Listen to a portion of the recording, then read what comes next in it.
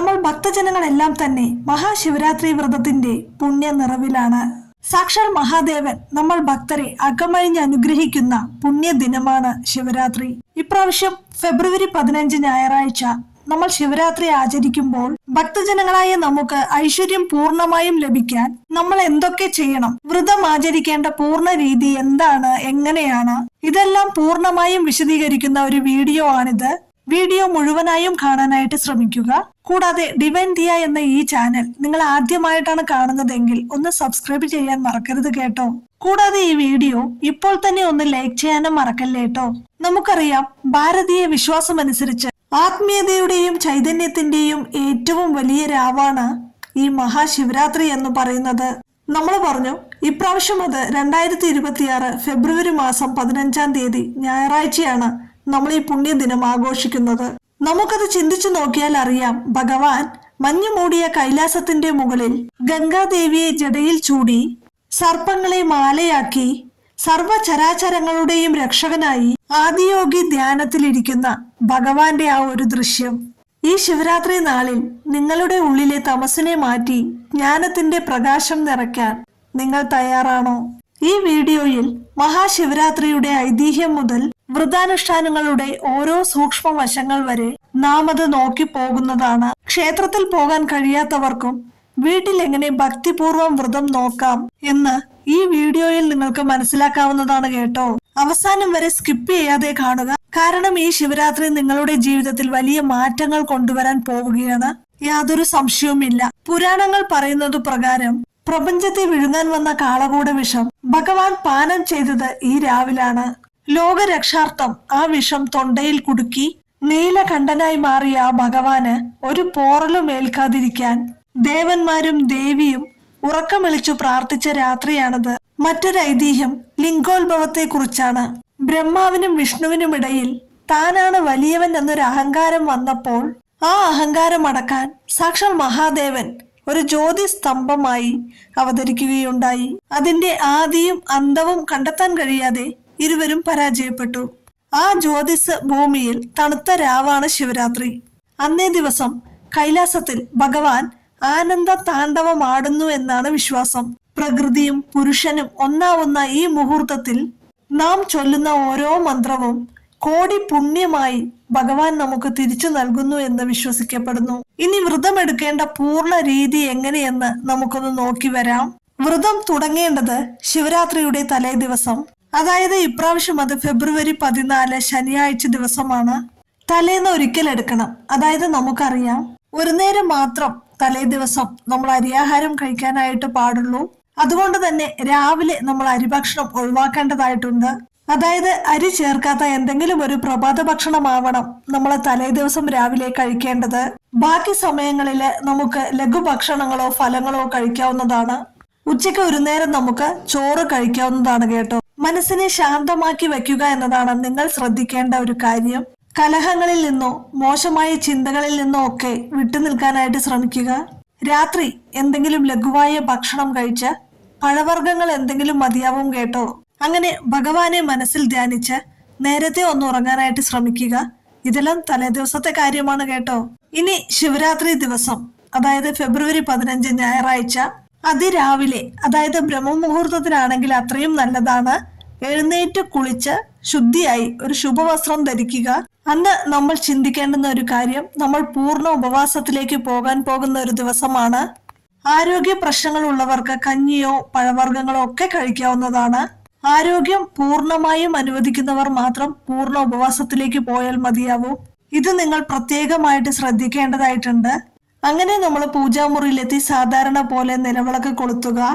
ഭഗവാന്റെ ആ ഫോട്ടോയ്ക്ക് മുൻപിൽ അന്നേ ദിവസം ഒരു നെയ്വിളക്ക് കൊളുത്തുന്നത് ഏറ്റവും ഐശ്വര്യദായകമാണ്. നിങ്ങളുടെ വീട്ടിൽ ഭഗവാന്റെ ഒരു ഫോട്ടോയോ അല്ലെങ്കിൽ ഒരു ശിവലിംഗമോ ഉണ്ടെങ്കിൽ അതിനു മുൻപിൽ ഒരു ചിരാതില് അല്പം നെയ്യൊഴിച്ച് നെയ്വിളക്ക് കൊളുത്തുന്നത് ഏറ്റവും നല്ലതാണ്. ഭഗവാന് ഏറ്റവും പ്രിയപ്പെട്ടത് നെയ്വിളക്കിന്റെ പ്രകാശമാണ്. അതുകൊണ്ടാണ് നമ്മൾ അങ്ങനെ ചെയ്യണമെന്ന് പറയുന്നത്. ഗണപതി ഭഗവാനെ വന്ദിച്ച ശേഷം ഓം നമഃശിവായ എന്ന മന്ത്രം, അതായത് പഞ്ചാക്ഷരി മന്ത്രം ഒരു 108 തവണ ജപിക്കുക. ഇനി ഭഗവാനെ ഈ ദിവസം നമ്മൾ എന്തെങ്കിലും നിവേദ്യം സമർപ്പിക്കേണ്ടതായിട്ടുണ്ടോ? തീർച്ചയായിട്ടും ഉണ്ട്. കരിക്കിൻ വെള്ളം, പാല്, തേന് എന്നിവ കൊണ്ട് ഭഗവാൻ അഭിഷേകം ചെയ്യുന്നത് വിശേഷമാണ്. നിങ്ങളുടെ വീട്ടിൽ ശിവലിംഗം ഉണ്ടെങ്കിൽ നിങ്ങൾ ഇങ്ങനെ അഭിഷേകം ചെയ്യുന്നത് വളരെ നല്ലതാണ്. അതുപോലെ തന്നെ നിവേദ്യമായി കൂവളത്തിന്റെ ഇല സമർപ്പിക്കുന്നത് നിങ്ങൾക്ക് കോടി പുണ്യം നൽകുമെന്നാണ് പറയപ്പെടുന്നത്. ഒരു കൂവളത്തിന്റെ ഇല സമർപ്പിക്കുന്നത് 3 ജന്മങ്ങളിലെ പാപങ്ങൾ കഴുകിക്കളയുമെന്നാണ് വിശ്വസിക്കപ്പെടുന്നത്. അത്രയ്ക്കും ഭഗവാന് പ്രിയപ്പെട്ടതാണ് കൂവളത്തിന്റെ ഇല. അത് നമ്മൾക്ക് എല്ലാവർക്കും അറിയുന്ന കാര്യമാണ്. ഇനി പായസമോ ഫലങ്ങളോ എന്തെങ്കിലും ഒന്ന് ഭഗവാന് അന്നേ ദിവസം നിവേദ്യമായി വീട്ടിലെ പൂജാമുറിയിൽ സമർപ്പിക്കാവുന്നതാണ്. ഇതൊക്കെയാണ് നമ്മൾ വീട്ടിൽ ചെയ്യാവുന്ന കാര്യങ്ങള്. അതുപോലെ ഭഗവാന്റെ നാമങ്ങള്, കീർത്തനങ്ങള് നമുക്ക് എന്തൊക്കെ അറിയാമോ, നമഃശിവായ പഞ്ചാക്ഷരി മന്ത്രമൊക്കെ ചൊല്ലുന്നതിനുപരിയായിട്ട് ഭഗവാന്റെ നാമങ്ങളും കീർത്തനങ്ങളും പൂജാമുറിയിലിരുന്ന് ആ ഭഗവാന്റെ ഫോട്ടോയ്ക്ക് മുൻപിലിരുന്ന് നമുക്ക് ചൊല്ലാവുന്നതാണ്.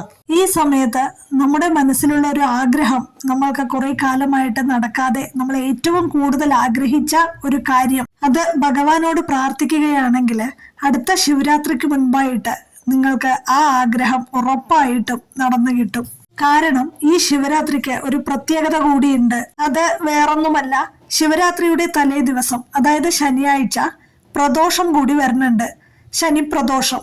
അപ്പോൾ ഈ ശനി പ്രദോഷവും ശിവരാത്രി വ്രതവും രണ്ടും കൂടി നമ്മൾ എടുക്കാൻ സാധിക്കുകയാണെങ്കിൽ 100 ഇരട്ടി പുണ്യം എന്നാണ് വിശ്വസിക്കപ്പെടുന്നത്. ഇനിയിപ്പോ പ്രദോഷ വ്രതം എടുത്തില്ലാച്ചാലും ശിവരാത്രി വ്രതം എടുത്താൽ മതിയാവും. അതുകൊണ്ട് ശിവരാത്രി വ്രതം എടുത്ത് നമ്മൾ എന്താഗ്രഹിക്കുകയാണെങ്കിലും അത് അടുത്ത ശിവരാത്രിക്ക് മുൻപായിട്ട് നമുക്ക് നടന്നു കിട്ടുമെന്നാണ് പറയപ്പെടുന്നത്. ഇനി ഒരു കാര്യം കൂടി പറയട്ടെ. ശനിയാഴ്ച പ്രദോഷം വരികയും അന്ന് ഏത് നക്ഷത്രമാണോ ഉള്ളത് ആ നക്ഷത്രക്കാര് പ്രദോഷവ്രതം എടുക്കുകയും ചെയ്യുകയാണെങ്കിൽ ഇതിൽ കൂടുതൽ പുണ്യം വേറൊന്നുമില്ല എന്നാണ് വിശ്വസിക്കപ്പെടുന്നത്.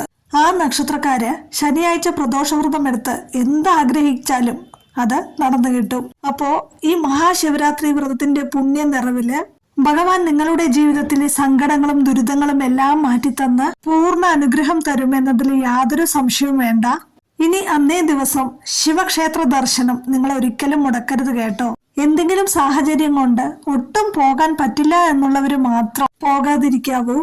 അവര് ഈ പറഞ്ഞ പോലെ വീട്ടിലിരുന്ന് പൂജയും കർമ്മങ്ങളും ഭഗവാന്റെ നാമങ്ങളും എല്ലാം ചൊല്ലാവുന്നതാണ്. ഇനി പോവാൻ കഴിയുന്നവര് ശിവക്ഷേത്ര ദർശനം ഒരിക്കലും മുടക്കരുത്.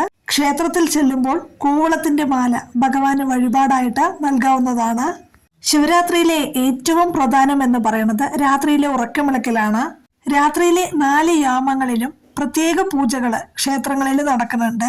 ഈ സമയത്ത് ഉറങ്ങാതെ ഇരുന്ന് ശിവപുരാണം വായിക്കുകയോ നമഃശിവായ മന്ത്രം ഉരുവിടുകയോ ചെയ്യുക. ശിവാഷ്ടകം, ലിംഗാഷ്ടകം എന്നിവ ചൊല്ലുന്നത് ഏറ്റവും ഐശ്വര്യമാണ്. ഇനി അടുത്ത ദിവസം ഫെബ്രുവരി 16 തിങ്കളാഴ്ച അതിരാവിലെ എഴുന്നേറ്റ് കുളിച്ച് ക്ഷേത്ര ദർശനം നടത്തുകയോ വീട്ടിലെ പൂജയ്ക്ക് ശേഷമോ തീർത്ഥം സേവിച്ചുകൊണ്ട് വ്രതം അവസാനിപ്പിക്കാവുന്നതാണ്. അന്നേ ദിവസം വൈകിട്ട് നക്ഷത്രങ്ങളെ കണ്ട ശേഷം മാത്രമേ നമുക്ക് ഉറങ്ങാനായിട്ട് പാടുള്ളൂ. അങ്ങനെ ശിവരാത്രി വ്രതം സർവപാപമോചനത്തിന് ഇതിൽ പരം ഒരു വ്രതമില്ല എന്നാണ് പറയപ്പെടുന്നത്. സർവശാപതാപത്തിന് ഇതിൽ പരം ഒരു ഉപവാസവും ഇല്ല എന്നാണ്. 7 തലമുറകളായി അനുഭവിക്കുന്ന എല്ലാ ദുരിതങ്ങൾക്കും മുക്തി നൽകുന്നതാണ് ഈ മഹാശിവരാത്രി വ്രതം എന്ന് പറയുന്നത്. കുംഭമാസത്തിലെ ചതുർദശിയിലാണ് നമ്മുടെ ഈ മഹാശിവരാത്രി വരുന്നത്. അങ്ങനെ ശിവരാത്രി വ്രതം അതിന്റെ എല്ലാ പൂർണ്ണതയോടും കൂടി എടുക്കാനുള്ള ഒരു അനുഗ്രഹം ഭഗവാൻ നിങ്ങൾക്ക് തരട്ടെ എന്ന് ആത്മാർത്ഥമായിട്ട് പ്രാർത്ഥിക്കുകയാണ്.